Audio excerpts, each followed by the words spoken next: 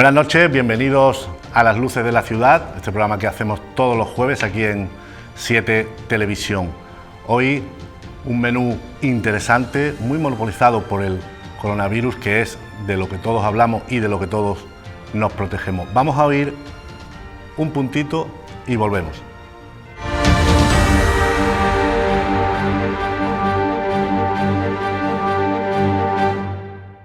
Coronavirus, sí. Coronavirus también en Málaga. Tranquilidad, calma. No va a haber desabastecimiento en los supermercados. Alguna balda se vaciará, sí, pero se repondrá con prontitud. Calma. La Junta va a proveer 4.000 nuevas plazas de personal sanitario para la provincia. No saturen las urgencias, llamen a los teléfonos habilitados. Lo más importante es el sentido común. Hay que evitar el contacto, las aglomeraciones, todo lo que pueda suponer no solo contagiarnos, sino contagiar a los demás. Pero nos tememos, o tal vez nos congratulamos, que tarde o temprano haya medidas más restrictivas de las tomadas hasta ahora. Hoy el Gobierno ha tomado ya algunas y habrá nuevas. Es la única manera de restringir el contagio, de evitar que vaya más. De fondo, ruina para el sector turístico malagueño, que da por perdida la primavera. Millones de euros valen las reservas canceladas. Es la estimación del empresariado. Millones de euros perdidos. También para otros sectores. Sin embargo, la diferencia de esta posible crisis con la de 2008, que fue toda una estafa para rescatar bancos, bajarnos los sueldos y decirnos que vivíamos por encima de nuestras posibilidades, hay que lograr, hay que convertirla en que solo sea un parón.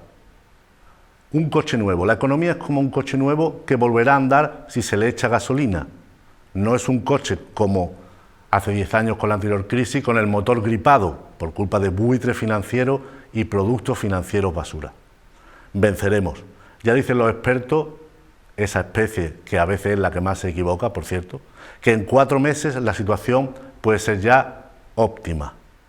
Arrambre las librerías, por si acaso tiene que quedarse un par de semanitas en casa. Y paciencia.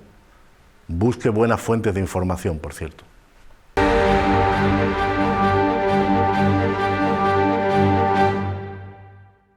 Entramos ya en conversación, en tiempo de tertulia, en Las Luces de la Ciudad. Nos acompañan esta noche Sonia Crespo, periodista, comentarista. Buenas noches, Sonia. Buenas noches, José. Muchas gracias por estar aquí. A ti. Está con nosotros también Domi del Postigo. Buenas noches, compañeros. Lujazo total, Domi. Pienso lo mismo, muchas gracias.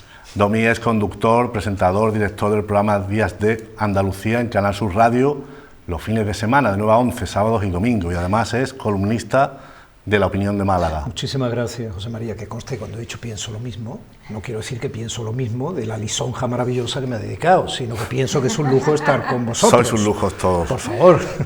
Incluido nuestro equipo técnico. Laura Teruel, buenas noches. Buenas noches, un placer estar en esta nueva etapa del programa aquí con vosotros y contigo. Muchas gracias. Columnista del diario Málaga Hoy y sobre todo profesora de periodismo en la UMA, en la Universidad de Málaga. Bueno, el coronavirus lo copa todo, no se habla de otra cosa, permanentemente actualizamos en el teléfono cualquier web, recibimos WhatsApp y hay novedades, no para de haber novedades. Si os parece, Domi, vamos a empezar quizá por lo que atañe un poquito a Málaga. También se agolpan las noticias, 4.000 empleados en el sector sanitario para reforzar la sanidad, suspensión del Festival de Cine. Una percepción primera personal al hilo de lo que nos está pasando. Bueno, creo que Málaga está empezando a responder, yo creo que con cierta normalidad, a la crisis en la que estamos. Estamos en una crisis que tiene unas características determinadas, pero que funciona como casi toda crisis, y es el hecho de poner a la sociedad ante el reto de tomar las decisiones necesarias para que esa crisis, pues mientras pase, pues nos afecte lo menos posible, y al mismo tiempo de proteger a los suyos. Hizo bien el Festival de Málaga en suspender y en hasta nuevo aviso. Probablemente en principio la idea es que sea en junio, después de Cannes. Hizo muy bien Málaga suspender porque, entre otras cosas, tenía además homenajeado como Arturo Ripstein, el grandísimo cineasta mexicano, que es octogenario y que sabemos que son población de riesgo. Entonces no solo hay que actuar con el miedo a contagiarse por los que nos vienen de fuera, sino que sería muy interesante y muy responsable por parte de todos, y yo creo que ahí es donde está el tic de toda esta cuestión, de asumir que todos podemos ser portadores para población que está en especial vulnerabilidad. Entonces el festival supone, gracias a Dios, un éxito de celebración, es un inmenso evento cultural. Y de promoción para Málaga también. Sin duda alguna, pero eso también conlleva la responsabilidad de asumir que todo eso lleva mucha gente a cada acto del festival, que llena el Cervantes, que llena el Albéniz, que nos trae mucha población. Por ejemplo, yo os puedo decir que lo que a mí competía, algunas de las cosas que pasaban por mi mano como coordinador de por ejemplo, la Jornada Nacional de Productores de Cine Publicitario, ya yo estaba conectando con algunas de las productoras de primer orden a nivel mundial que tienen su sede en Madrid, y claro, y que se veían concernidas por las medidas que ya estaban tomándose en Madrid, y algunas de las empresas que ya prohibían a su gente ir al lugar de trabajo, les impelían a hacer teletrabajo y que les prohibían reuniones de más de 20-25 personas. Eso lo he vivido yo y lo he tenido que contestar yo. La lógica fue la respuesta de suspender, y creo que esperamos la lógica en muchas otras respuestas todavía. Sí, sin duda, la Liga, etcétera. Sonia. No, tú hablabas de la importancia de la responsabilidad social, de todos los ciudadanos tenemos derechos, pero también tenemos obligaciones, y ante esta crisis pues debemos actuar con responsabilidad, pero los primeros responsables, los primeros que deben actuar con responsabilidad y con diligencia son los partidos políticos, las administraciones de cualquier color. Yo no sé la sensación que tenéis vosotros, pero a mí me da creo que ahora hay que estar más unidos que nunca.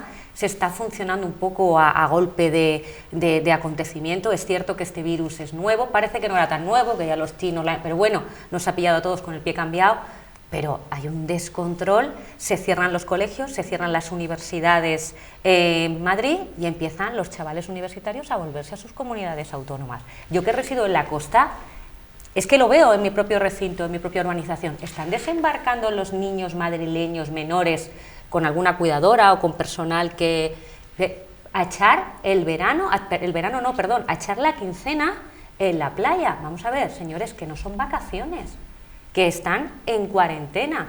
Claro, si esa medida de cerrar las universidades y cerrar los colegios no ha ido aparejada con el cierre de Madrid, pues, ¿qué quieres que te diga? Y luego a mí me indigna una cosa.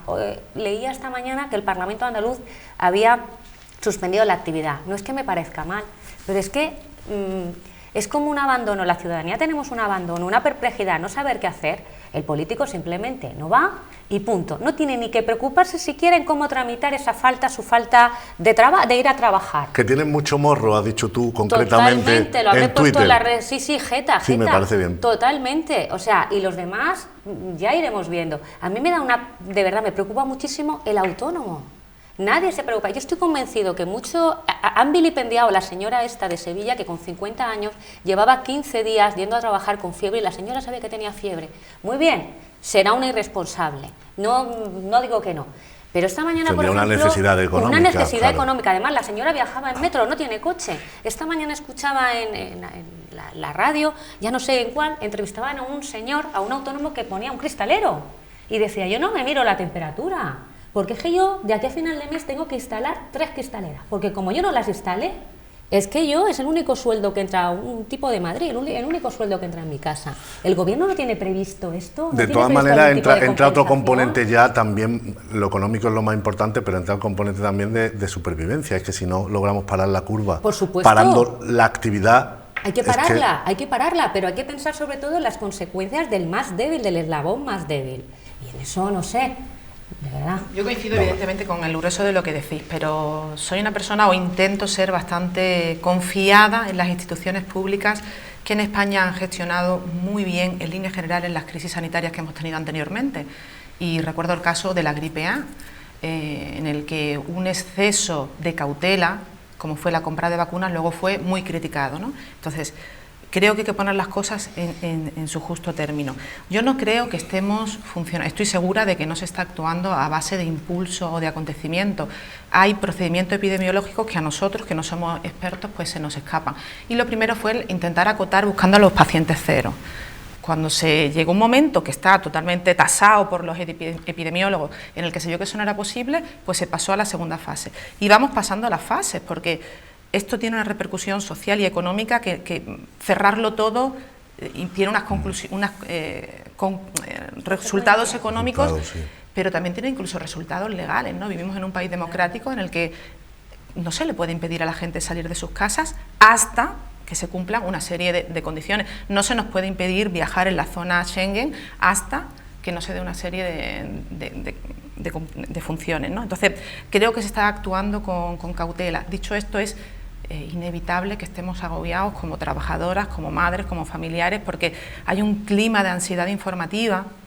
Y aquí, como profesora de comunicación, sí está estudiado, los medios pueden narcotizar, dar la sensación de que no sucede nada, de que hay algo que no es importante, pero también crear una ansiedad informativa, y hemos caído un poco en ello en líneas generales, y la verdad es que ahora demandamos una respuesta rápida, ¿no? Yo creo que es ejemplar el retrasar el Festival de Cine de Málaga, creo que es ejemplar retrasar las fallas.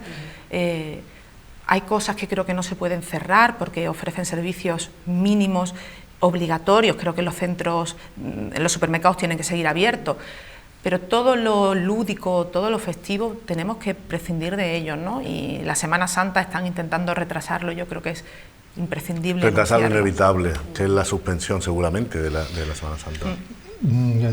Exceso de cautela, yo prefiero el exceso de cautela al defecto. Partidos y administraciones es parte de nuestro problema actual. Se confunden hace ya años que tenemos una contaminación partidista en las instituciones.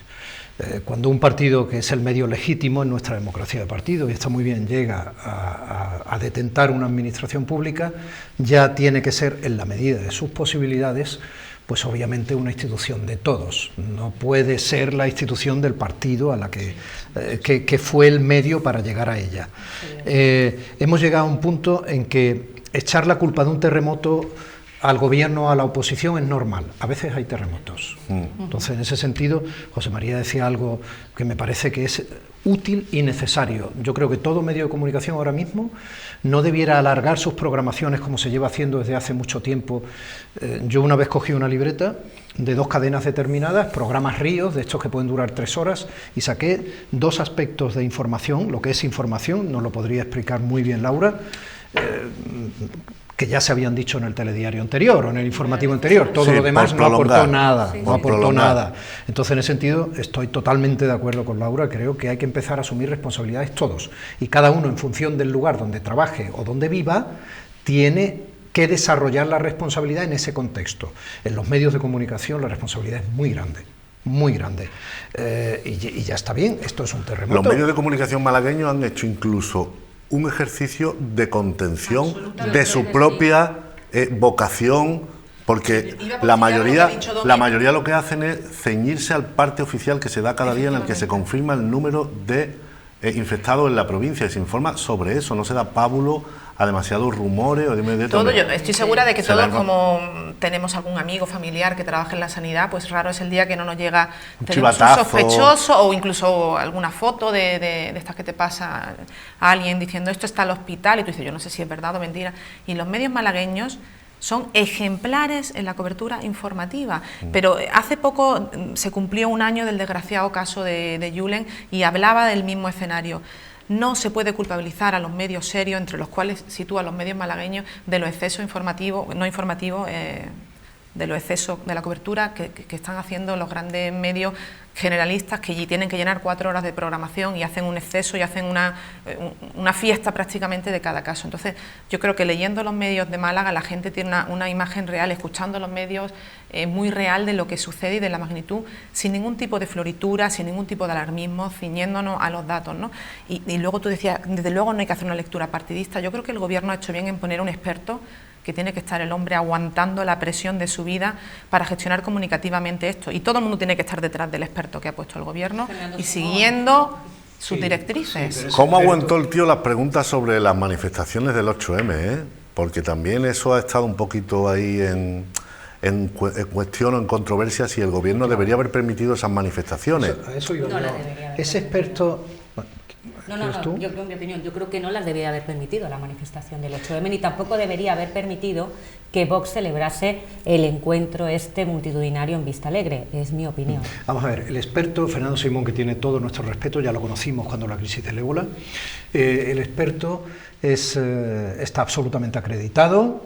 El otro día Fernando Arenzana, el responsable del Instituto Pasteur, que tanto sabe de enfermedades infecciosas y de SIDA, uno de los que más saben en todo el mundo, en Shanghái, y además está allí en Asia, hablando con muchísimos científicos que sí que saben, porque probablemente la OMS, con quien tiene ahora mismo más concreción de datos, sea con la mayoría de los microbiólogos asiáticos y chinos. Entonces, claro, pues hombre, decían que está muy bien, que Fernando Simón estaba haciendo una labor ardua, pero claro, Fernando Simón tiene detrás al presidente del gobierno, que es quien lo ha puesto ahí. Entonces, mirar cómo este hombre, por favor, analizar gestualmente, que sabéis que la comunicación gestual, vuelvo a Laura, que sabe la importancia que a veces tiene en un mensaje. Hombre, cuando decía que parecía que estaba pidiendo a gritos callados, no es muy conveniente, no quiero teatralizarlo para no frivolizar, pero que lleguen 2000 aficionados del norte de Italia a jugar y parecía que nadie le estaba escuchando. También los científicos son muy así, nosotros como ciudadanos exigimos respuestas rápidas y contundentes y la ciencia difícilmente las tiene. No, pero no se trata de eso, estaba pidiendo a gritos que por favor alguien prohíba la entrada de 2000 hinchas italianos que vienen de la zona de riesgo del norte de Italia. Los trabajadores públicos tienen una ventaja, Domi, que pueden decir sin temor a las consecuencias en gran medida lo que piensan. Yo creo que ha dicho lo que ha querido y ha estimado mejor en cada ocasión, porque en el momento en el que lo que diga no se ha tenido en cuenta, como mucho le pueden relevar de ahí, pero se irá habiendo hecho lo que tenía que hacer. Yo creo que gestionó bien comunicativamente en cuanto le ficharon la crisis del ébola y creo que ahora también. Yo no me puedo meter en la cabeza de Fernando Simón ni en la de nadie. Intento analizar por viejo y por oficio el lenguaje gestual y lo que se dice. Y él, insisto, estaba pidiendo a gritos que su jefe, por favor, prohibiera la llegada de 2000 italianos del norte de Italia. Seguramente le han encomendado comunicar, él no puede tomar decisiones, pero una vez que está comunicando el riesgo cierto que supone que vengan 2000 italianos a un partido de fútbol. Estuvo una semana diciéndolo, prohibirlo. Estuvo una semana diciéndolo, Claro, igual que ha aconsejado a los madrileños que no visiten otras comunidades. Lo dice así. Díselo como tú que a no los quiere... miles de estudiantes que pero ahora lo dice, pero él lo dice. Yo en eso estoy con Domi. Él lo dice. Él lo dice, con dice lo que puede. Lo que pasa es que, insisto, para esas medidas que no entran en la prohibición o en la obligación legal, para dar ese salto, primero tiene que basarse en nuestra concienciación y nuestro compromiso como sociedad, que lo tenemos muy alto. Yo creo que solo nos falta percibir el riesgo real del problema, que tal vez la gente no lo esté percibiendo. Pero si no se cumple, el gobierno tiene instrumentos coercitivos, pero tienen que estar justificados para tomarlo. Laura?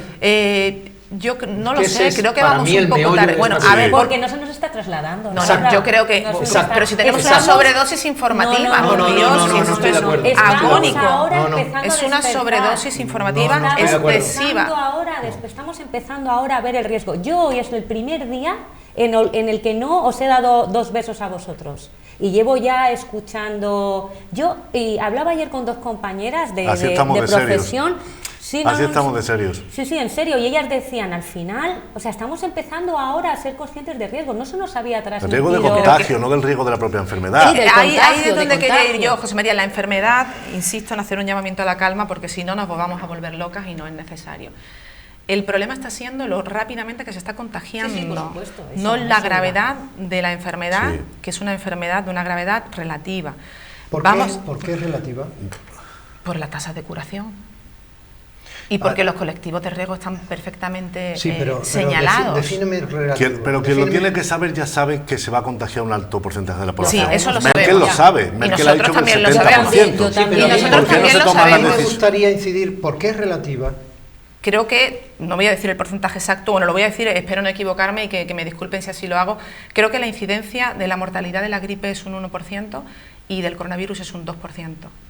Tiene más incidencia que la gripe, pero a día de hoy el problema está en que es más contagioso. Entonces, te matizo, ¿no? Vamos a seguir. Bueno, te voy a te voy a dar la palabra inmediatamente, si me lo permite. Por supuesto, faltaría más. Te matizo.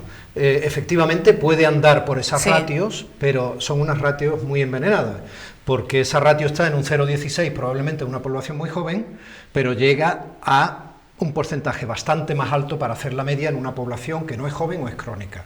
Entonces, cuidado, porque el problema aquí es que tenemos una ratio muy alta de letalidad en personas proclives a que el virus les haga mucho daño o incluso los lleve a una situación de gravedad extrema. Y de gente que no se está quieta, quiero decir, el ratio puede ser contagiar a 2,5 cada cada ayer, uno, pero la problema. gente hiperactiva va a contagiar a más gente. En el día de ayer, en Italia, murieron 200 personas. ¿Eso te parece mucho?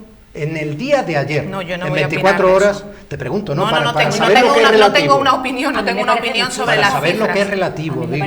Yo te he dicho que es relativo porque esas son las cifras y yo las cifras no las valoro porque no soy médica ni soy experta en comunicación y no me meto en esto. Si cuando vamos por la calle, o sea, si cuando una persona le da una calada a un cigarro sintiera un dolor terrorífico y escupiera sangre de manera inmediata, nadie fumaría.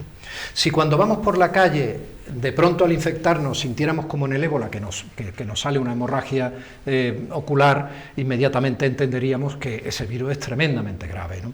Entonces, lo que quiero decir con esto es que este virus es joven, no lo conocemos, pero tiene una capacidad de propagación inusitada y una letalidad suficiente como para estar muy preocupados. Y esta frase que estoy diciendo es casi literal de la que a mí me ha dicho esta mañana uno de los microbiólogos más importantes que tenemos en el planeta. Que yo creo que la preocupación, Domi, claro que cualquier muerte es dolorosa y la tasa de mortalidad siempre es preocupante, pero no valoro porque no soy experta y sé hasta dónde puede llegar el rigor de mis opiniones y ahí me quedo. Lo verdaderamente preocupante es que se colapse el sistema sanitario. Claro. Y esas son las medidas de aislarnos, es para que nos vamos a poner malos muchos, como ha dicho Merkel y como ya sabemos, pero que lo hagamos escalonadamente, de forma que el sistema sanitario nos pueda absorber. Entonces, la preocupación no es solo que haya un colectivo de riesgo, es también intentar que el sistema sanitario tenga ese sistema sanitario que han menguado tanto las instituciones políticas, tenga la capacidad de absorber a los enfermos, y para eso a los enfermos que no tienen coronavirus y que tienen patologías graves, va a seguir habiendo infartos, ictus, etcétera, y el hospital se necesitan para ellos también. Partos, vamos a hacer las caderas se rompen y esas cosas. Vamos a hacer una pausa para escuchar la columna de Ignacio del Valle y volvemos enseguida.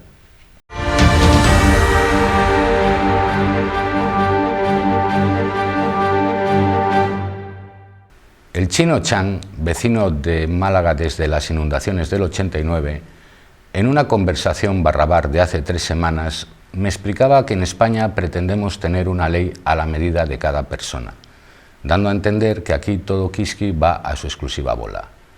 Una bola que se desparrama como el coronavirus, alias COVID-19, bicho de poco fiar, que para colmo tiene un nombre que suena a una convención de bodegueros o sumilleres calvos. Vivimos en democracia. Las normas son buenas incluso para cumplirlas. Con una economía tan dependiente del sector servicios, tenemos la responsabilidad individual de ponérselo difícil a la propagación de esta pandemia.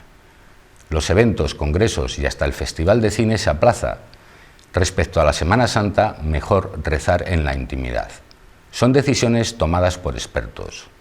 Lo que venga después, entreverado con ruina, es pura futurología. Ahora tenemos que enfocarnos. De la misma forma que hemos salido de otras crisis, es hora de pelear contra la miasma y seguir a pies juntillas las indicaciones que nos dan. Uno de nuestros defectos probados es la solidaridad y dominamos el arte de las quijotadas imposibles, que para asombro del mundo se nos dan muy bien. O sea que ánimo. Hacer caso a las autoridades sanitarias y esperar que amaine. No es un cuento chino, se trata de su salud y la de todos, hasta la de los sumilleres calvos.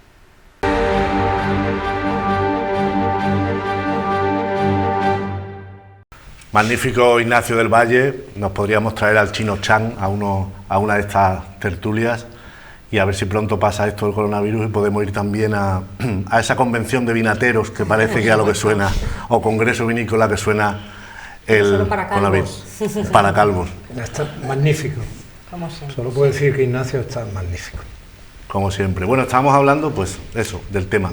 Y por seguir actualizando un poco, también tenemos esas cancelaciones en el sector turístico, los viajes del inserso, ya el presidente de la patronal decía que eran varios millones lo que valen las cancelaciones, un daño tremendo, ¿no? La primavera de nuestra industria del turismo perdida, ¿no? Como lo apostamos todo a una carta, lo apostamos todo, como decía también Ignacio, o al ladrillo, o a un turismo, pero un turismo masivo, ¿no? Un turismo masificante, no un turismo sostenible, un turismo... un turismo la Semana Santa. Si no hay Semana Santa es una debacle, es un daño económico tremendo, ya no tanto para el empresario hostelero, que también, sino para ese camarero, para esa cocinera o cocinero extra que se contratan esos días, que cuenta con ese puesto de trabajo, es un desastre. Pero claro, como lo apostamos todo a lo mismo, yo lo que me pregunto es si esto que está pasando a nivel mundial nos va a servir un poco para cambiar, si nos va a servir a los países para no continuar cayendo en los mismos errores, para intentar, como decíamos fuera de micro, como decías tú, Domi, para prepararnos de verdad ante crisis de este tipo, o para cambiar el sistema, el modelo productivo. El auge del teletrabajo, etcétera, ¿no? Eso lo hemos hablado varias veces, porque Málaga está poniendo todas sus esperanzas laborales en el turismo, ahora incipientemente en la agricultura, en la zona tropical, por supuesto hay un polo en el parque tecnológico, pero la gallina de los huevos de oro es el turismo. Yo creo que sí que se está consiguiendo desestacionalizar, porque tenemos Semana Santa, Navidad, todos los puentes, aquí tenemos un tiempo fantástico, tenemos una oferta cultural, pero hay momentos determinantes, y uno es la Semana Santa, que yo creo que tarde o temprano van a acabar suspendiendo o aplazando, y va a ser una verdadera tragedia económica, pero es algo prescindible en detrimento de las verdaderas medidas de conciliación laboral y familiar para situaciones como esta, en las que vemos que podemos encontrarnos con los niños en casa y realmente no hay unas políticas. Tú hablabas antes de los autónomos, pero nos vamos a ver también con que a lo mejor a determinados empleados públicos van a tener unas facilidades que quizás el sector privado no va a estar dispuesto a asumir, a lo mejor. Yo te preguntaba qué ibas a hacer tú con el tuyo, por si te podían casquetar alguno de los míos. Porque llevármelo al periódico. En el centro de trabajo no dejan que lleves a tus hijos en horario laboral.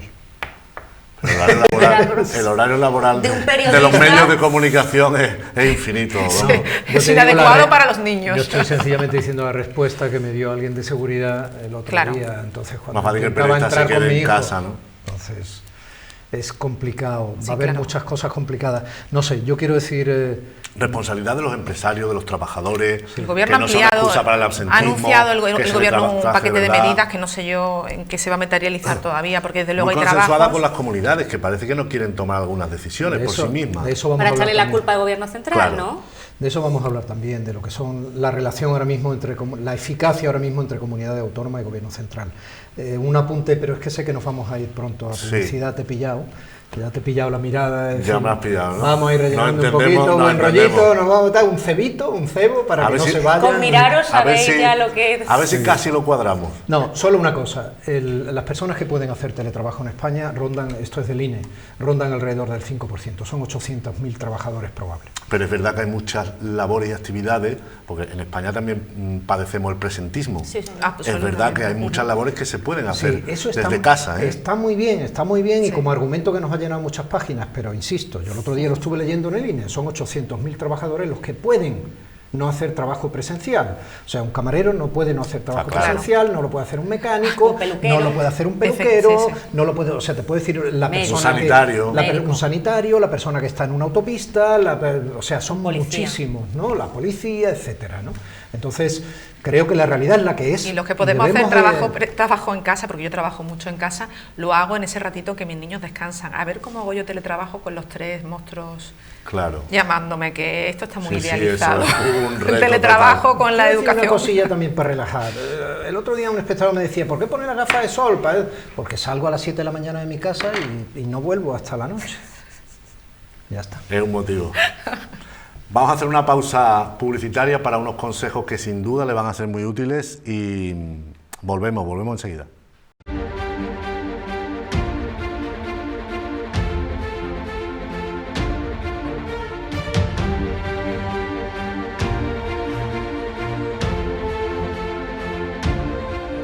Vamos a compartir un Málaga hoy con el secretario provincial de Comisiones Obreras, Fernando Cubillo, que ha tenido la gentileza de estar con nosotros. Fernando, buenas noches. Buenas noches. Bueno, la primera pregunta y muchas de las que vamos a formular esta noche, como no podía ser de otra manera, van relacionadas con el coronavirus. En primer lugar, Fernando, ¿cómo estáis vosotros viviéndolo en el propio sindicato, al igual que en otras instituciones, partidos políticos, empresas, instituciones, etcétera? En el propio sindicato, en vuestra sede, vuestros trabajadores, vuestros empleados, ¿cómo lo estáis viviendo? Nosotros ya hemos puesto en marcha el protocolo de prevención. Lo tenemos adelantado de cuando esa gripe que también vino a toda España y en Málaga también, con los dispensadores de gel, alcohol, y hemos tomado las medidas en las distintas ubicaciones donde hay distintos niveles de riesgo. El riesgo no es igual en todos los puestos de trabajo.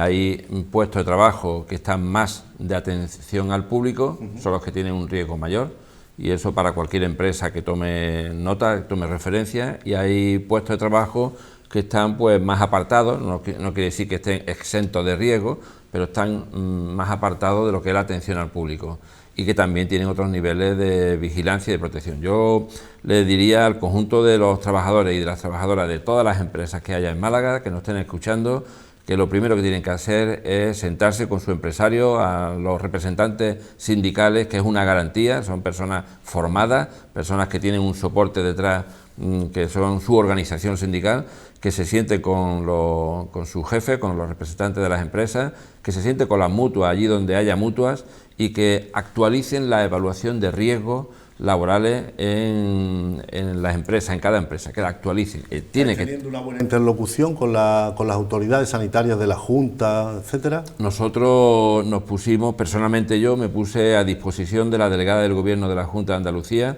la señora Patricia Navarro, y me he puesto también a disposición de la subdelegación del Gobierno de España en la persona que está hoy, el secretario general, que está hoy, mientras tanto se hace el nuevo nombramiento, a disposición de las autoridades en todos aquellos espacios que se requiera nuestra presencia sindical.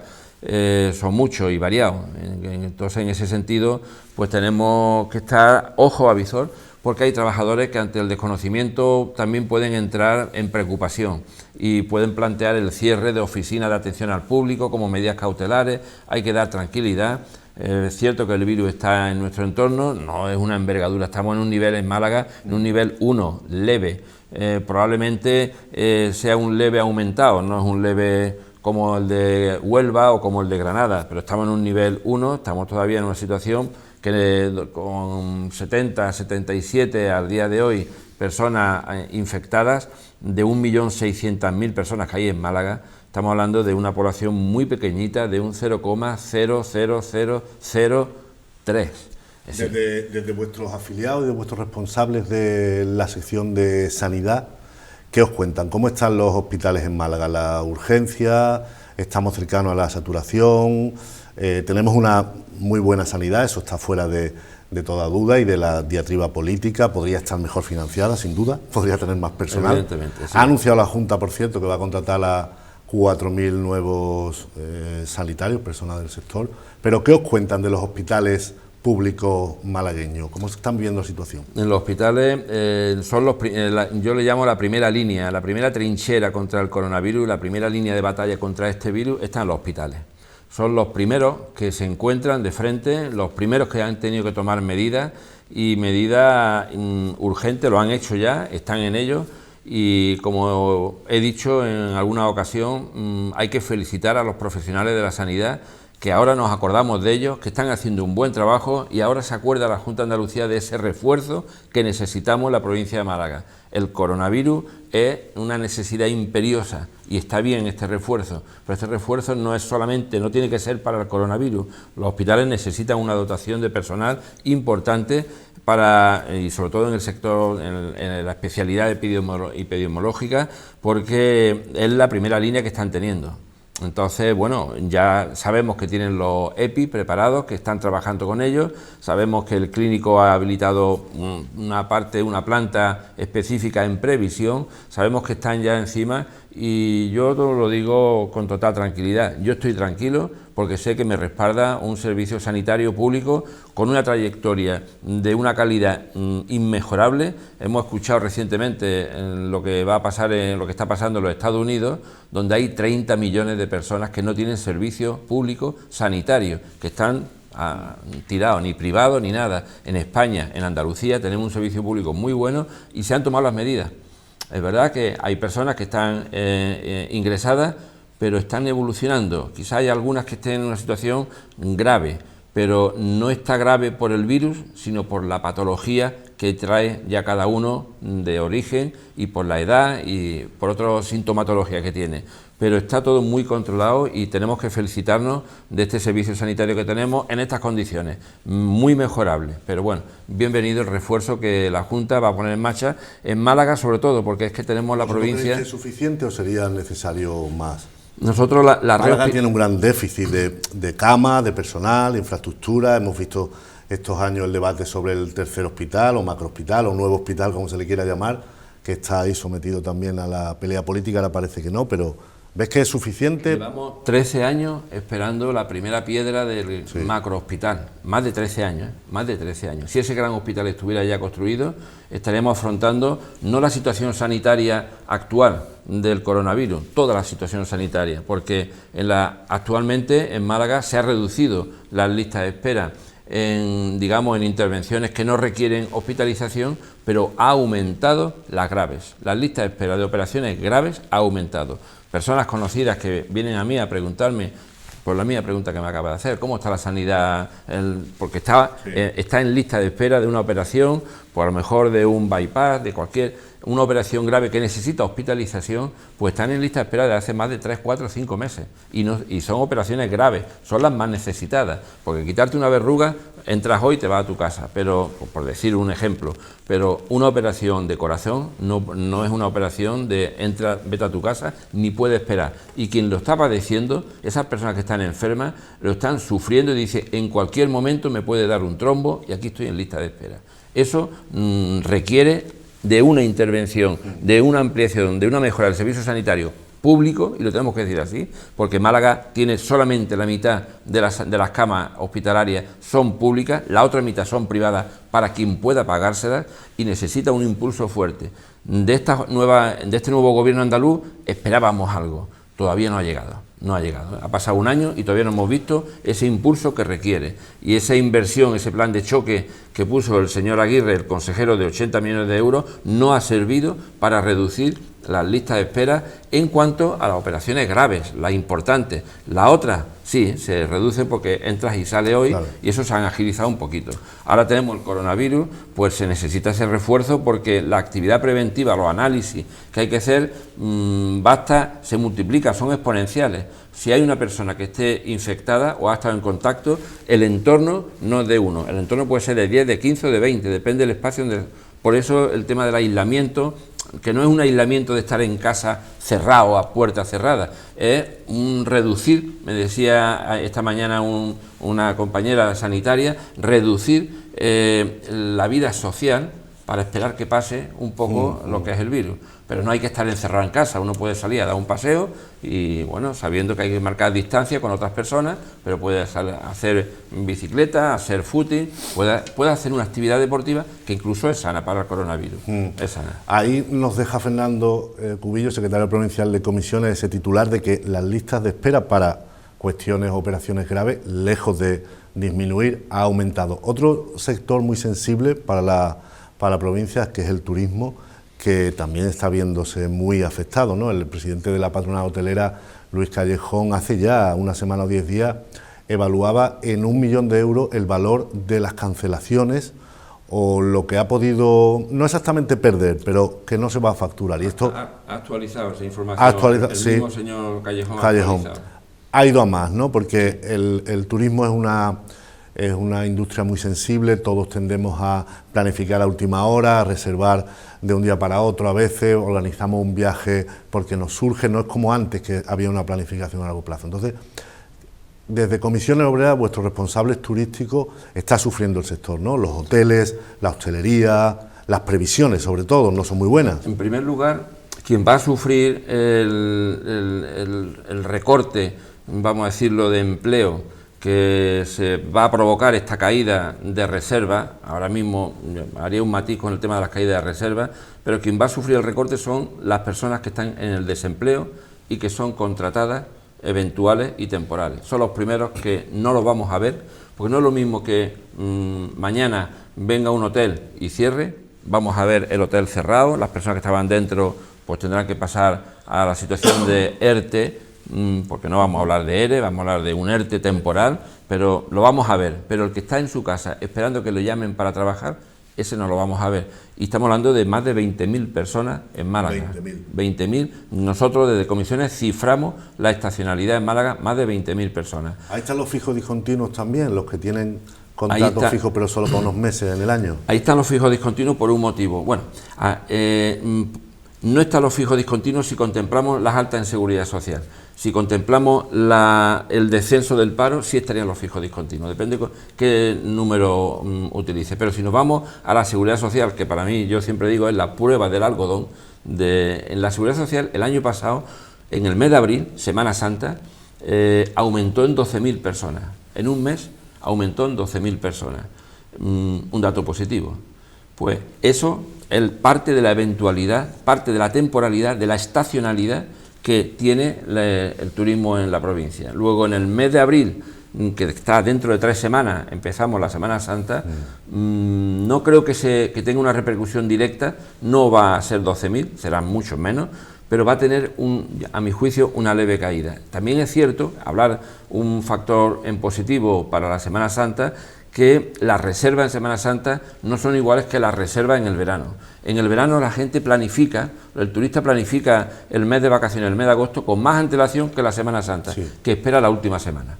Entonces, prevemos que va a haber, del tiempo. Prevemos que va a haber una caída, ya está habiendo la anulación de reservas, lo decía el señor Callejón, que prevemos que va a haber una caída. Ha sido una caída muy fuerte en el tema de congresos. El último congreso que se ha suspendido en Marbella, el de hoteles de lujo, decía el señor Luis Callejón, 1 millón de euros se pierde en ese congreso de ingresos, pero se ha caído lo que es el congreso o el festival de cine, la feria del cine, porque tiene más importancia de lo que aparentemente podemos quedarnos con la parte mediática de lo que es el festival, pero si entramos a destripar el festival, lo decíamos también esta semana, el Festival de Cine tiene una proyección de la ciudad de Málaga en 5 continentes, una proyección con una visibilidad de más de 6.000 millones de personas en el mundo, de 5 continentes, eso se ha caído. Eso genera un movimiento económico en torno al festival muy importante. Esperemos que se retome, que le decíamos esta semana a la señora Losada de concejala de Cultura, esperemos que se retome en el mes de junio cuando se pueda, porque ese impacto también se ha caído y se va a notar cuando acabe el mes de marzo en la cifra de empleo. No es mucho empleo, pero es importante, estamos hablando a lo mejor de 200 personas de forma directa, más el indirecto de la hostelería, del comercio, de todo lo que se mueve en ese entorno. Entonces se va a notar. El sector hotelero y hostelero no se ha caracterizado nunca por ser demasiado optimista, casi siempre están tirando un poco a la baja, quejándose, bueno, tienen sus motivos.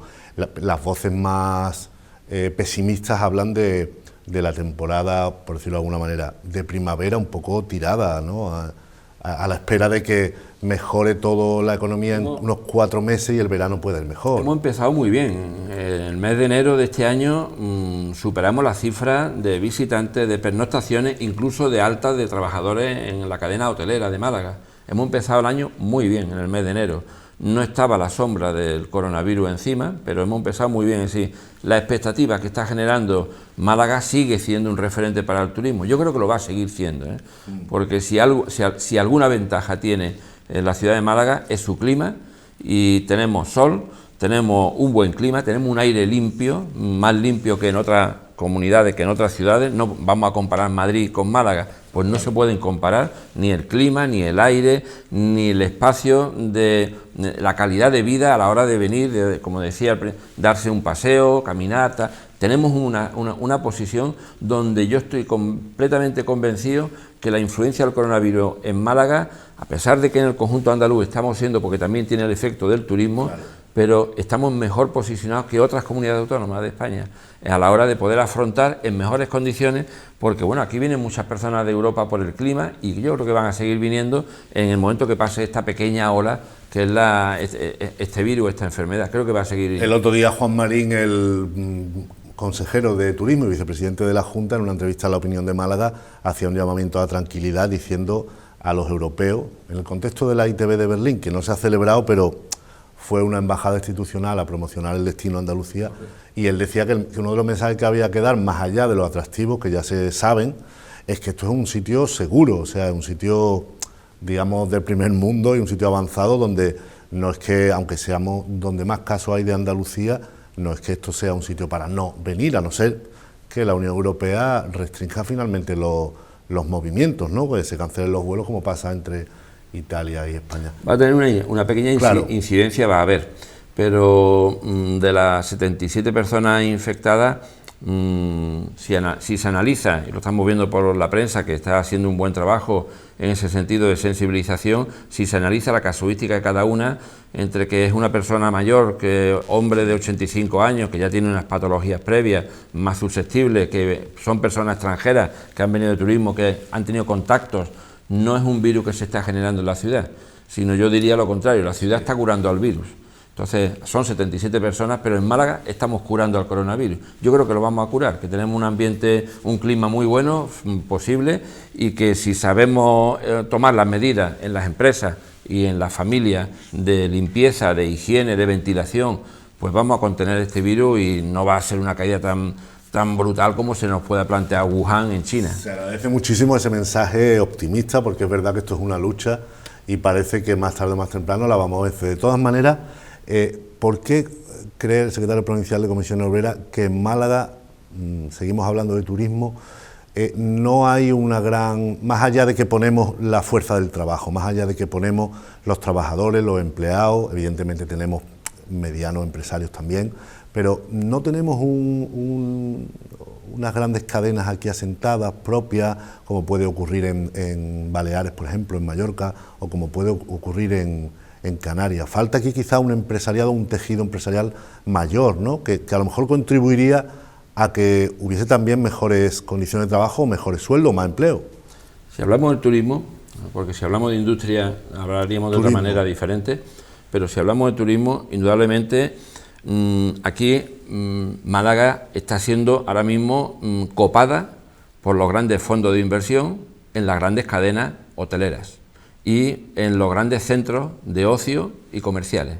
Eso está ahí y podemos analizar cada uno, de uno en uno. Me puede citar el que quiera, que te diré, pues ahí está este fondo de inversión, con esta, aquí nadie viene a invertir. El territorio les da igual. El territorio le da igual. Y yo se lo he dicho en alguna ocasión, cuando hablábamos precisamente del convenio colectivo de turismo que se firmó en el 2018, se lo decía al alcalde de la ciudad, el dinero que se queda en Málaga es el dinero que deja la empresa a los trabajadores, a las trabajadoras en convenios colectivos, fundamentalmente, porque son cadenas hoteleras. Ya no hay hoteles de empresarios malagueños. Aquí hay empresarios malagueños que han tenido una trayectoria excelente en su hotel desde los años 60 y están ahí sus nombres, que no los voy a citar, pero están ahí, una trayectoria excelente.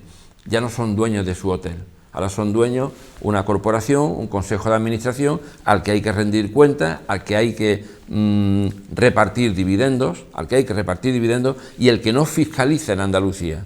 Por eso yo lo explicaba muchas veces, cuando una empresa del turismo viene a Málaga y se lleva todo el ingreso y contabiliza el ingreso en otro territorio, no voy a decir ya si de España o incluso fuera de España, está sacando el beneficio de Málaga y se lo está llevando a otro territorio. ¿Qué ha dejado en el camino? Sin tributar aquí. Sin tributar aquí, en Andalucía, en el impuesto autonómico y a veces practicando la elusión fiscal, como tenemos casos concretos. Por eso desde Comisión hemos puesto como una de las medidas, y ahí está también el tema de la tasa turística, que tiene otro debate, pero hemos planteado una medida de fiscalidad a las empresas del 15% en el impuesto de sociedades antes de deducciones, porque después practican en los consejos de administración, las contabilidades, practican la elusión fiscal, meten facturas, meten consultoras y plantean un equilibrio presupuestario cero y no pagan nada en el impuesto de sociedades sobre beneficios una vez ya descontado las deducciones. Eso se llama elusión fiscal y una falta de corresponsabilidad de las empresas con el territorio donde se genera el recurso y el dinero. Y Andalucía lleva viviendo en esta democracia más de 40 años pendiente de los fondos sociales europeos, de los fondos de cohesión territorial, porque ese dinero que se tendría que quedar aquí está saliendo de Andalucía. Ese es el problema que tenemos nosotros en cuanto a estar siempre dependiendo de fondos de cohesión, de fondos europeos. Ya pasamos a ser pagadores, ya no, España no va a ser receptora neta. Sí, la salida seguimos estando en el mismo sitio, solo que se ha ido un señor que era el Reino Unido, que era rico, que tenía dinero, y los que tenemos poco, ahora parecemos que tenemos más, en el bolsillo hay el mismo dinero. Y entonces, claro, hay otros territorios, en Rumanía, en la Europa del Este, con un nivel de renta inferior y nosotros somos más y probablemente terminemos pagadores, pero Andalucía no ha mejorado su situación con respecto, como región, con respecto a antes o después del Reino Unido, no ha mejorado. Una última pregunta que tiene un poco que ver con el diseño de la economía malagueña. Me gustaría que una persona como usted, experimentada en diversos campos y con una responsabilidad sindical, que es una pregunta, yo creo, recurrente que nos hacemos muchos malagueños. Málaga tiene un gran potencial turístico, climatológico, se ha dotado de infraestructuras turísticas potentes, campos de golf, gastronomía, etcétera, etcétera. Además tiene un gran aeropuerto y tiene buenas comunicaciones. Tenemos AVE, las autovías ya están bien, hay un par de autopistas, quiero decir. Sin embargo, ni la calidad del empleo sobresale por encima de otras provincias, que tienen menos renta per cápita, son más pobres, ni tampoco hay un nivel de paro normalmente que sea incluso un poquito más bajo que otras, ¿no? Hay, en épocas de bonanza, algunas provincias españolas casi rozan el pleno empleo, o están en un 7, o en un 6, o en un 8, pero no parece que Málaga, pese a esas buenas condiciones, incluso a recibir muchos trabajadores, pueda lograr unos estándares de empleo de calidad y sobre todo de bajo desempleo, ¿no? Yo te pongo un ejemplo y casi te lo resumo, todo el análisis que has hecho lo resumo. En Málaga se crea empleo, pero de 24.000 empleos que se han creado el año 22.000 el año pasado, 24.000 el año 2018, de 20.000 empleos, 24.000 que se crean, sostenido en el tiempo, en los 12 meses del año, no hablo ahora de estacionalidad, desestacionalizado este crecimiento, personas inscritas, residentes en Málaga, solamente 4.000. 20.000 personas han encontrado en Málaga una oportunidad para trabajar, pero no han salido de las listas del paro malagueño. Ajá. Luego, eso es un dato que tiene que llamar a la reflexión. ¿De provincias limítrofes andaluzas principalmente? No, vienen de todos sitios. Vienen de provincias limítrofes, en el estudio está provincializado, el que manejamos nosotros en el sindicato, en comisiones, tenemos un estudio provincializado de Sevilla, vienen de Granada, pero abramos los campos, vienen de Madrid, pero es que vienen de fuera de España. Claro, cuando en el PTA, por ejemplo, viene gente de... Por ejemplo, en el PTA.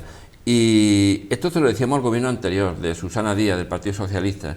Se lo tenemos que decir también al gobierno del Partido Popular, porque las políticas de formación de la ciudadanía malagueña no se pueden dejar en manos de los empresarios, como afirma la consejera de Empleo, la señora Rocío Blanco.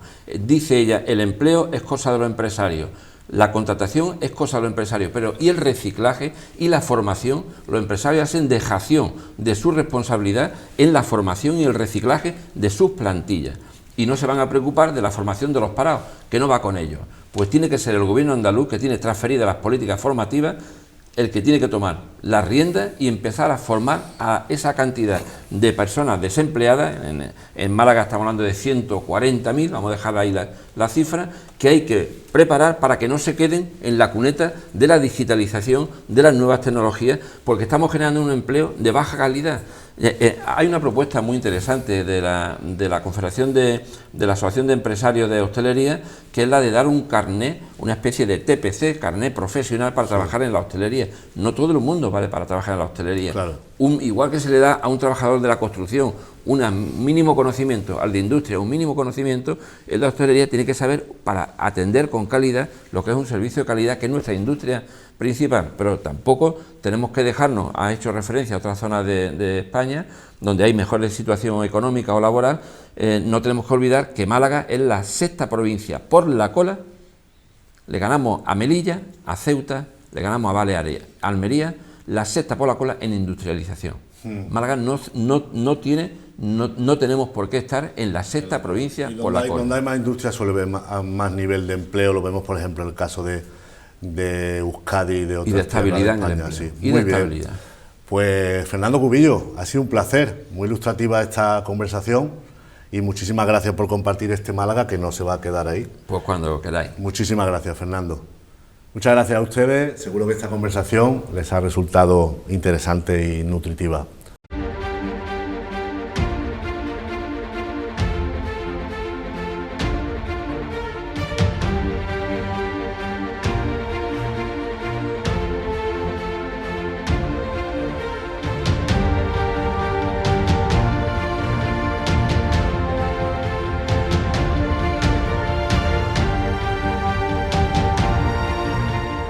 Retomamos nuestra conversación, nuestra tertulia con Sonia Crespo, Domi del Postigo y Laura Teruel. Estábamos hablando de muchas cosas, de la psicosis que hay esta mañana en varios supermercados de Málaga capital. Esta tarde también pues había un cierto desabastecimiento, incluso de algunos artículos, ¿no, Domi? Especialmente llamativo. De papel para el culo, ¿quieres decir? Exactamente, sí. Bueno, vamos a ver, el asunto del papel higiénico es incomprensible como algunas que otras cosas, pero bueno, primero porque, bueno, los millonarios lo que se ponen en sus casas son unos váteres que echan chorritos de agua caliente. Bueno, pues claro, te deja más limpito todavía, no te solla nada. Bueno, pues lo que quiero decir, hombre, un poco de cordura en todo esto. Fernando, al que acabamos de oír, Fernando Cubillo, secretario provincial de Comisiones, ha estado en ese sentido muy sensato y muy mesurado, ¿no? Y apelando también a decir alguna anécdota personal al respecto, me queda un poco... Bueno, no. En ese sentido, no ha entrado tan de lleno, ¿no? El papel higiénico ya ha pasado. No, lo hemos oído y dicho esto, me parece muy interesante algunas de las reflexiones que ha hecho por su ponderación, ¿no? Y me va un poco al hilo, y os doy la palabra inmediatamente a lo que decía también antes Laura, ¿no? Cuando decías, hombre, que tenemos un sistema sanitario menguado y tal y cual, lo has colado ahí y tal. Yo creo, esto es una pandemia. El sistema sanitario, con los problemas que tiene España, es un lujo mundial. Sin duda. O sea, y estamos aquí, que si tal, creo que el momento ahora es única y exclusivamente el de cuidarnos todos y el de ayudar a que nuestras infraestructuras y quienes directamente trabajan en ellas, en primera línea las sanitarias, pues por nuestra parte ayudarlas todo lo que podamos, como ciudadanos e incluso como afectados o como posibles portadores, ¿vale? Entonces creo que esa es la historia y no entrar, porque he visto también mucha reivindicación sindical, vídeos de algunos trabajadores concretos en algunos hospitales españoles y andaluces. Creo que ahora no debemos estar en eso, sí, porque... El mensaje sindicalista no está siendo nuestros profesionales están desbordados y deberían cobrar más, que sería justo, ¿no? Sino que la sanidad está tratando de dar la medida que pese a los recortes. Lo que piden recordarlo tampoco. Lo que piden fundamentalmente es más información, ¿vale? Otra cosa es que se pueda o no dar porque creemos que el responsable, por el mero hecho de ser responsable, lo sabe todo. Piden más información y más medios, Domi. Yo creo que, como ha dicho José María, no es el momento de hacer una reclamación y no la están haciendo porque es el personal más comprometido con el bien público. El que ha tenido que hacer una carrera de estudiante más exigente, se tiene un compromiso denodado con lo público, pero no podemos dejar de recordar, como ha pasado en Madrid, el cierre de hospitales o la privatización de servicios públicos, cómo puede afectar al tratamiento de esta pandemia. No es el momento de hacer una reclamación, pero sí de poner en valor hoy y siempre el servicio público que tenemos. Se han contratado a muchísimas enfermeras, o se está intentando contratar a muchísimas enfermeras en Andalucía y médicos. Y yo me pregunto de dónde van a sacar los médicos, porque es que no hay más. Entonces ellos dicen, nos están cuidando ahora, pero nos tienen que cuidar siempre, y ahí vamos a estar haciendo guardias y el pie del cañón, pero es que no hay más médicos, porque sale muy poca gente de la facultad, hay pocos del MIR, y muchos se han ido fuera de España por las condiciones que hubo aquí. Entonces, desde luego ahora hay que centrarse en atajar esta pandemia, pero sin perder de vista que nuestro sistema sanitario, siendo extraordinario, ha sufrido unos recortes que ahora es el momento de intentar cuando la economía se estabilice, reconsiderar y revertir, centrándonos siempre en atender la pandemia, pero sin olvidar lo que ha pasado, ¿no? Bien, totalmente de acuerdo en la trayectoria y en la valía que tiene un profesional de esas características, de cuál es su nivel de responsabilidad y nada más. Cualquier persona, y ellos son personas igual que nosotros, pueden ser guay, pueden no ser guay, pueden ser egoístas, pueden ser irrespetuosos, pueden tener... No voy a entrar en eso. Lo que quiero decir es que ellos ese mismos. mismo personal, por ejemplo, yo si queréis mirar el Facebook mío, aunque solo sea en ese momento y luego lo quitáis, pero yo he retuiteado o he no sé cómo se dice en Facebook, refacebookeado. Compartido. Sí, bueno, pues a una enfermera y a otro personal médico de otros hospitales que están en otro chip. Quiero decir que dicen, tenemos muchas dificultades, estamos aquí, pero nosotros sabemos perfectamente cuál es nuestra responsabilidad, nos toca, estamos ahí, es de lo que... O sea, quiero decir, detrás de cada profesional, de cualquier ámbito, hay una persona, y las personas somos todas distintas. Pero yo creo que he dicho lo mismo. Yo creo que no es el momento Yo creo que no, del todo, pero bueno, por eso te contestaba. Que ellos están dando el 100% y que no es el momento de ninguna reclamación. Habrá gente que dé el 100% y habrá gente que dé el 150% porque otro dé el 50%. Quiero decir, ni idealizo ni entro en... Lo que quiero decir es que, insisto, si cualquier programa como este sirviera para lanzar y ojalá que fuera un dardo que tuviera un mínimo de eficacia y de efectividad, la propagación de la responsabilidad, hasta el punto de que la responsabilidad se propagara más que el virus, empezaríamos a ganar esta batalla, cada uno en su ámbito, insisto, cada uno en su ámbito, que se centre en que estamos en crisis y que esa crisis necesita, para ser vencida, de que cada ciudadano, insisto en la palabra que dijo Fernando Arenzana, sea un baluarte contra ella. A lo mejor hemos creado una sociedad tan individualista que cuando se le pide efectivamente una solidaridad o que nosotros mismos podemos ser portadores de algo y no lo transmitamos, nos resulta más difícil, y ¿no? siempre habla de su problema en primera línea, siempre. El libre albedrío malentendido quizás, ¿no? Yo no pienso que vaya solo por ahí, José María. Ese tipo de... Yo pienso que no es el momento, aunque son aislados, que la mayor parte de los profesionales sanitarios están cumpliendo su labor al 100%, yo pienso eso y que además quiero pensar eso, pero no es el momento de lanzar vídeos a las redes con que faltan mascarillas o con que falta no sé qué, sinceramente, lo veo. Y luego me gustaría decir una cosa, son profesionales, por supuesto han estudiado medicina con una gran vocación para el bien público, los que trabajan en la sanidad privada también, que también estoy viendo, y me parece una irresponsabilidad tremenda, incluso desde Facua, atacando a los hospitales privados, como si estuvieran haciendo negocio con esto, que lo podrá hacer, no lo sé, alguno por ahí o algún laboratorio. ¿No? Pero el test del coronavirus lo cobran caro, es una de las críticas que he visto yo, ¿no? Sí, ellos dicen como generalidad que cobran 300 euros cuando es mentira, se está cobrando unos 40 euros al que quiere voluntariamente hacer el test. Es que he leído, pasmosa, la sanidad privada hace negocio con esto, cobra 300 euros y al afectado lo manda a la pública. Oye, mira, perdona. Negocio esos mensajes, la sanidad privada es un negocio. La sanidad privada es un negocio, la Y educación además, privada es un en Málaga negocio. tiene una gran presencia porque se ha descuidado la sanidad pública. Claro, que yo creo que las críticas no van nunca al profesional, entiendo. No. Yo creo que se puede obligar legalmente, por lo que he estado hoy consultando, se le puede obligar a que se impliquen. a que la sanidad privada participe en la misma medida que la pública en la solución del problema y no rechacen pacientes ni la sanidad ni los seguros, ¿no? Pero los están rechazando, me pregunto yo, ¿los están rechazando? Es que yo creo que eso no es así, no los están rechazando. Yo también estoy viendo, claro, evidentemente no se ataca al facultativo, pero también están saliendo fotos de profesionales que trabajan en la sanidad privada. Esto es nuestro día a día, porque están recibiendo ataques también de... Bueno, pues eso es verdad que las redes es imparable, ¿no? Yo decíais que somos una sociedad muy individual. Ayer se cumplió el aniversario del 11M y yo quiero creer que esa España solidaria que colmató los centros de transfusión sanguínea ese año es la misma que ahora. O sea, yo creo que somos un país muy solidario, somos los que más órganos donamos, los que nos unimos a cualquier campaña.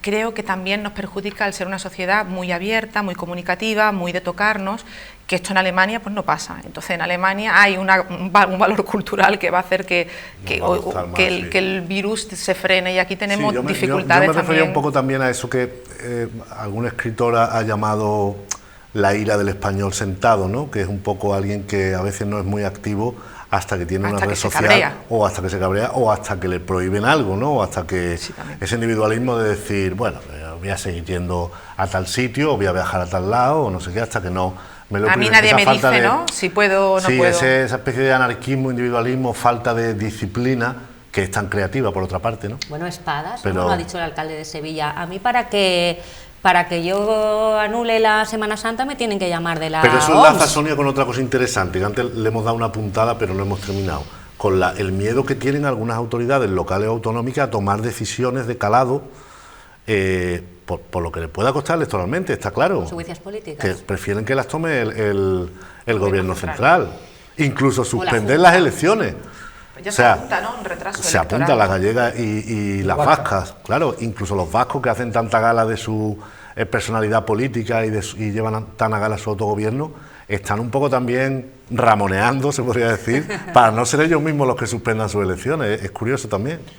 Es que está en la base del razonamiento con el que empezamos casi la tertulia hoy. Partidos e instituciones. Nadie arriesga porque en realidad lo que están es siguiendo estrategias de comunicación y marketing para no perder refrendo a la hora de que haya un nuevo comicio electoral.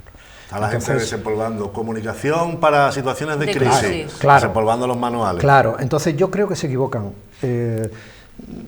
Aquí sí que hay opinión.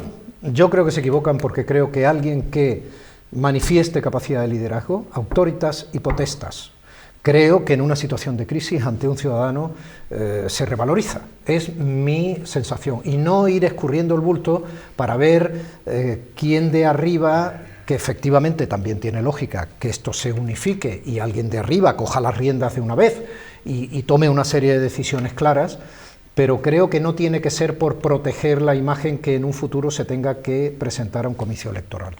Porque además entonces lo que de ahí sale para el ciudadano es que esto no es una crisis real, es que ese es el problema, es que los vemos funcionar como siempre.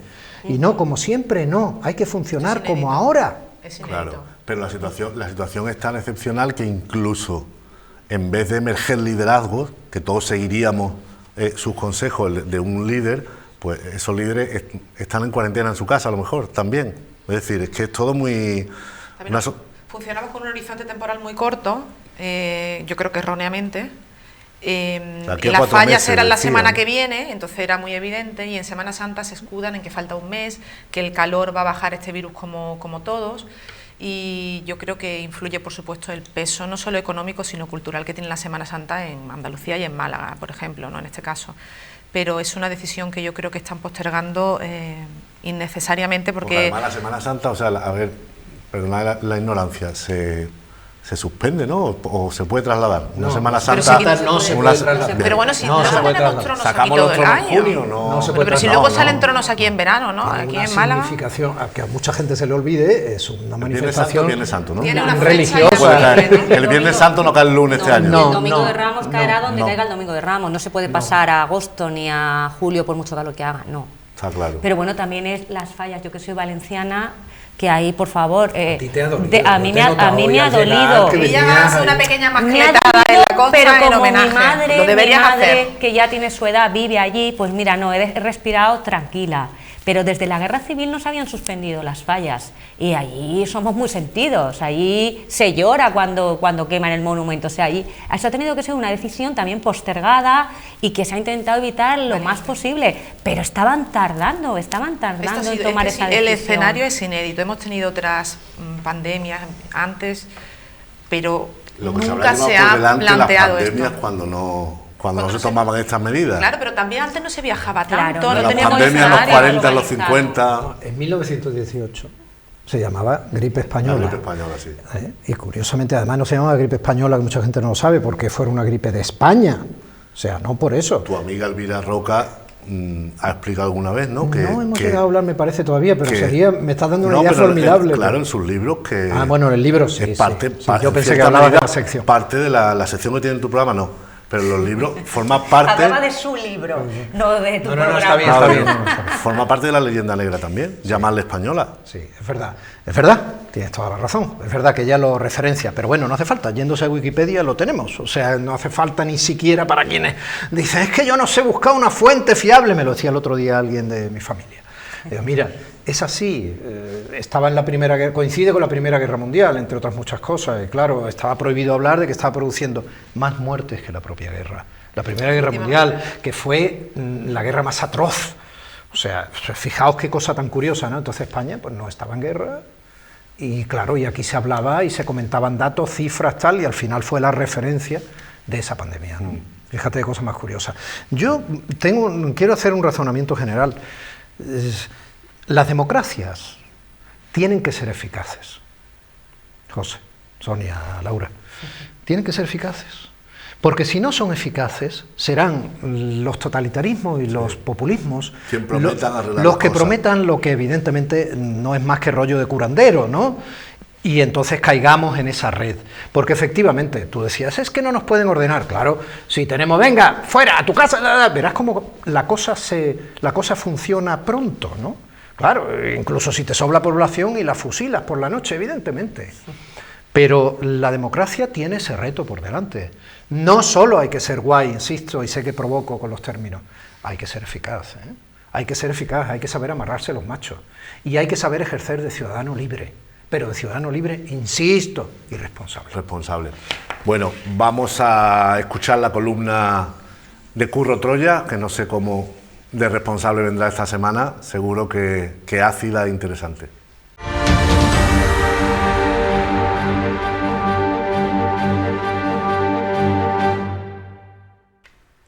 Españoles, Ciudadanos ha muerto.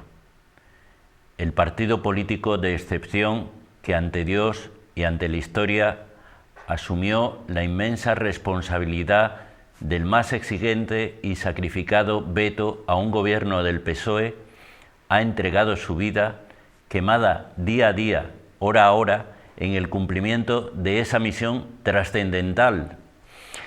La formación naranja, que históricamente surgió como un movimiento contra el nacionalismo excluyente y que había conseguido vencer en el frente del Ebro, decidió, tras las elecciones generales del 28 de abril del pasado año, que fuesen esas fuerzas independentistas quienes modulasen la acción de un gobierno socialista, a pesar de tener ellos los escaños suficientes para haberlo hecho. ¿Por qué?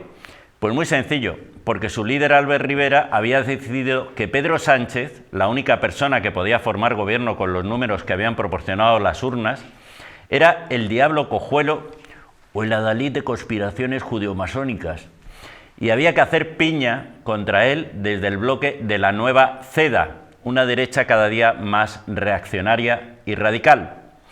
Es cierto que Sánchez ha dado bandazos, ha dicho una cosa y la contraria, y nadie sabe en qué lado está o qué valores tiene, si es que tiene alguno. Sea como fuere, la decisión costó no pocas dimisiones dentro del Partido Naranja, pero Rivera consiguió que la mayoría de los dirigentes que él mismo había puesto lo apoyaran. El resto ya lo saben. Se repitieron las elecciones el 10 de noviembre y Ciudadanos perdió el 60% de su base electoral que habían recibido en la anterior cita, o lo que es igual, casi 2,5 millones de votos. La cuestión era bien sencilla. Si Rivera quería jugar a ser Santiago Abascal, ¿para qué votar a la copia teniendo el original? Ahora, la heredera del caudillo Rivera, Inés Arrimada, ha vencido en las primarias de ese partido, manteniendo el mismo rumbo y decisiones que les llevó al estrepitoso fracaso del 10N. Pero, como bien dijo don Miguel de Unamuno, vencer no es convencer, y hay que convencer sobre todo. Y no puede convencer el odio que no deja lugar para la compasión. Y este país necesita ya desde hace mucho tiempo compasión, ese sentimiento que nos impulsa a aliviar o remediar el dolor o el sufrimiento del otro, de los muchos otros que tenemos ante nosotros. Yo sé que en estos momentos mi voz llevará a vuestros hogares entrecortada y confundida por el murmullo de vuestros sollozos y vuestras plegarias. Es natural.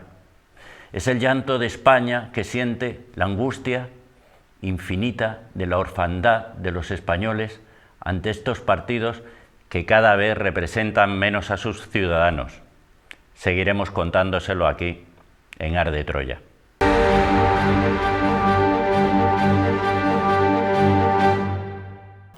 siempre imaginativo Curro Troya, transmutado en esta ocasión de Arias Navarro Troya o algo así, muy interesante. Estábamos teniendo una discusión aquí bastante acalorada, es una pena que no se emita, pero incluso la podríamos reproducir. Hemos dicho que no íbamos a decir en antena. Laura y yo confiamos en que el calor vaya debilitando el pero virus, porque lo hemos escuchado ligera a discrepancia al respecto. A epidemiólogos. Vamos a ver, pero Domi pone en duda nuestras fuentes. Siendo periodista, ¿cómo caes en la red de este que te la ha puesto en bandeja y tú caes? Cuando lo lógico es que hubiéramos dicho, bueno, es un mecanismo divertido para mantener su atención, sigamos.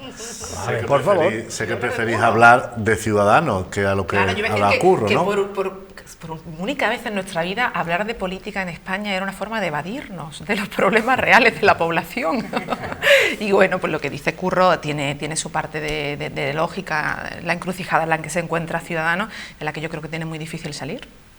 Ya ha dicho Arrimadas que de integrar nada, que Igea se queda en Castilla-La Mancha como vicepresidente, ¿no? y mandatario de Ciudadanos en esa comunidad, pero que no lo va a integrar en la futura dirección nacional. Ella ha sacado un 77%, sí, creo, de apoyos y todo el partido para ella, lo que queda, ¿no? Se esperaba, ¿no? Sí, pero esos guiños que ha estado haciendo últimamente, ¿no?, con la campaña el País Vasco y Galicia hacia la derecha, en cambio ahora ya se ha lanzado a decirle me parece responsable, no lo critico, ¿no?, pero ya ha querido anunciar que va a apoyar a Pedro Sánchez en los presupuestos, ya le ha tendido la mano, o sea que creo que no aprenden, ¿no?, Ciudadanos no aprenden, siguen en esa indefinición. Creo que Arrimadas aún está más indefinida que Rivera en los últimos tiempos, no sé, yo le veo también a Ciudadanos un futuro negro. Parecía que era el principal activo después de Albert Rivera, ¿no?, para el partido, ¿no? Creo que lo es. Creo que lo es. No hay sorpresa en nada, ¿no? No hay sorpresa en nada, creo que absolutamente hay que nada. darle un margen para consolidar un proyecto.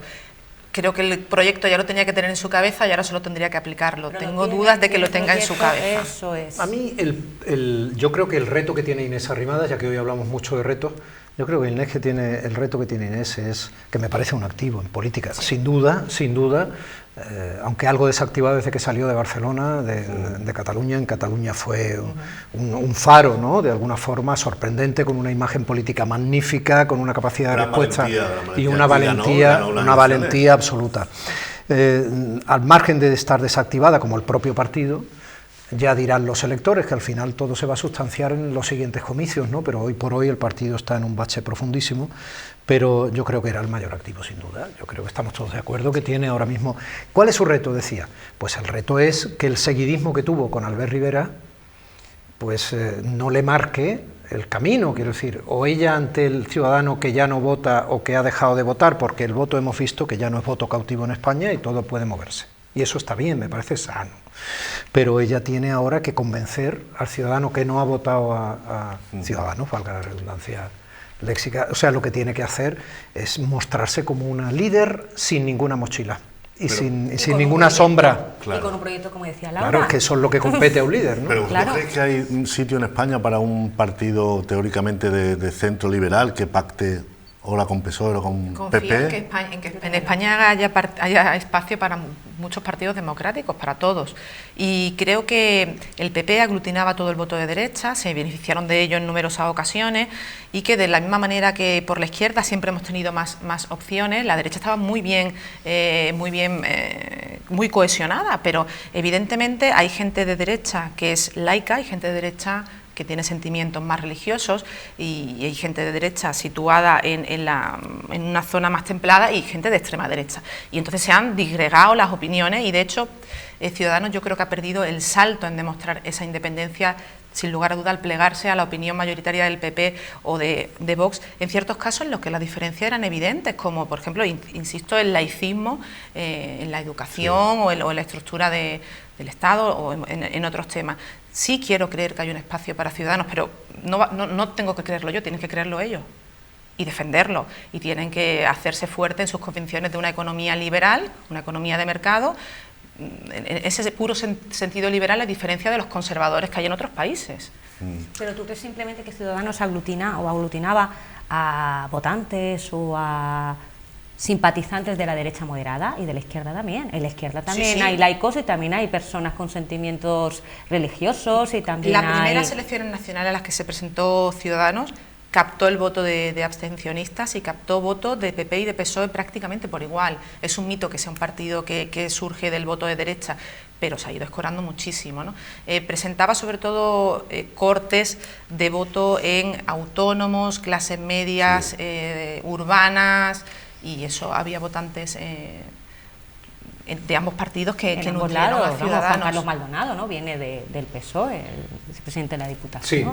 Sí, bueno, pero tiene razón Laura, ¿no? En esta ocasión, de hecho, ellos mismos lo solventaron o al revés, a lo mejor no fue ni mucho menos la solución, cuando pasaron en sus propios estatutos de definirse como socialdemócratas a definirse como liberales, ¿no? O sea, ellos hicieron ese viraje y yo no sé si fue o no interesante.